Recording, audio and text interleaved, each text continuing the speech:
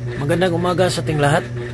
Monday, January 27, 2024. Ito po ang salita ng ating Panginoong Diyos na pagkain ng ating kaluluwa kuha sa Marcos 3:22 hanggang 30. Ang mga guro ng kautusan na dumating mula sa Jerusalem ay nagsasabi naman, nasa kaniya si Beelzebul.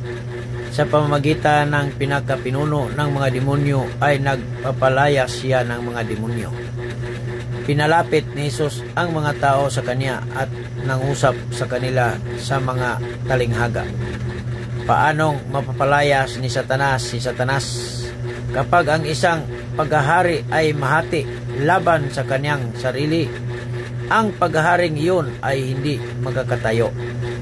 At kapag ang isang sambahayan ay mahati laban sa kaniyang sarili, ang sambahayang iyon ay hindi magkakatayo.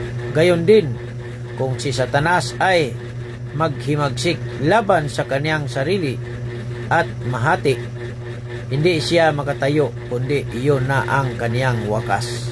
Walang makakapasok sa anumang paraan sa bahay ng isang taong malakas at magnanakaw at manira ng kanyang ari-arian, malibang magapos muna niya ang taong malakas, sa kapalamang niya mananakawan at masisira ang bahay na iyon.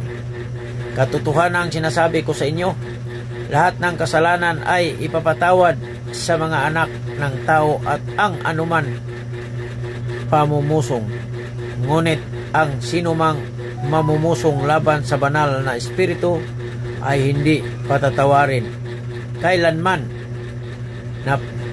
nanganganib siya sa bawalang hanggang kahatulan.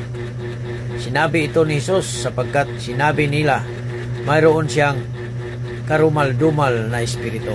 Ito po salita ng ating Panginoong Diyos. Don't forget to like, share my post. Thank you. God bless us all.